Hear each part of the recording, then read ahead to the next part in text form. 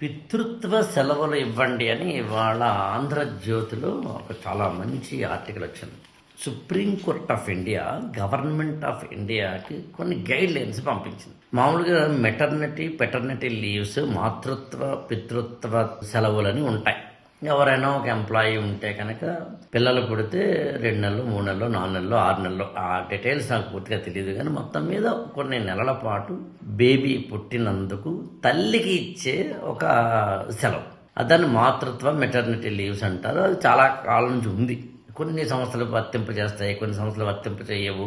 Labour laws వాటిని decode చేస్తాయి. ఇదంతా ఒక లీగల్ సిస్టమ్స్. నేను ఇక్కడ మాట్లాడుతుంది లీగాలిటీ గురించి కాదు, సోషియాలజీ గురించి. మారుతోంది, కాలం మారుతోంది.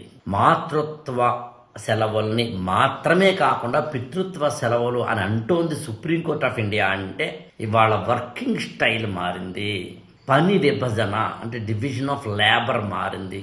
ఒకప్పుడు పురుషులు మాత్రమే పనిచేసేవారు, బయటికి వెళ్ళి స్త్రీలు ఇళ్లల్లో ఉండి పనిచేసేవారు. ఇప్పుడు ఇద్దరూ బయటికి వెళ్ళి పనిచేస్తున్నారు, ఇద్దరూ సమానంగా పనిచేస్తున్నారు. పురుషులు ఎలాగైతే జాబులు చేస్తున్నారో స్త్రీలు కూడా అలాగే జాబులు చేస్తున్నారు. ఈ ప్రాసెస్లో స్త్రీలకు సంబంధించిన కొన్ని హక్కులు, స్త్రీలకు సంబంధించిన కొన్ని రక్షణలు, స్త్రీలకు సంబంధించిన కొన్ని సెలవులు లాంటి డిస్కషన్స్ రావడం మామూలు విషయం.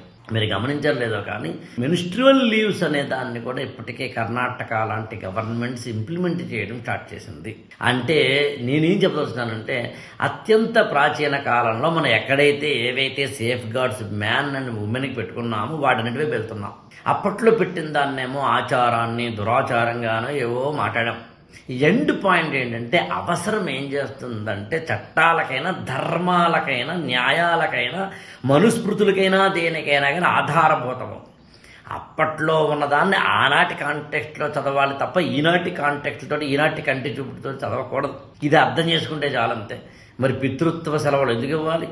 ఒకప్పుడు ఈ భారతదేశంలోనే పిల్లవాడు పుట్టిన తర్వాత తల్లి తండ్రి ఇద్దరు ఏం చెయ్యాలి అనే దాంట్లో భాగంగా కొన్ని నియమ నిబంధనలు పెట్టారు. ఇక్కడ నాకు షార్ట్ కాబట్టి టైం సరిపోదు, కానీ ఆ నియమ నిబంధనల గురించి అబ్జర్వ్ చేస్తే మీరు చెప్తే ఆశ్చర్యపోతారు. బాలంతరాలు అంటాం కదా, అలా బాలంతరాలకి ఎలాగైతే ఇచ్చారో బాలంత గారి భర్త గారికి కూడా ఇచ్చారు. యాక్చువల్గా మొత్తం మీద నేను సనాతనం గొప్పదే అంటం లేదు. ఏమంటున్నానంటే, అవసరాన్ని బట్టి చట్టాలు, అవసరాన్ని బట్టి సామాజిక నియమాలు మారతాయి.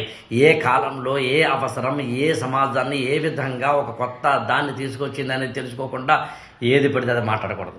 ఈ ఛానల్ని లైక్ చేయండి, షేర్ చేయండి, సబ్స్క్రైబ్ చేసుకోండి.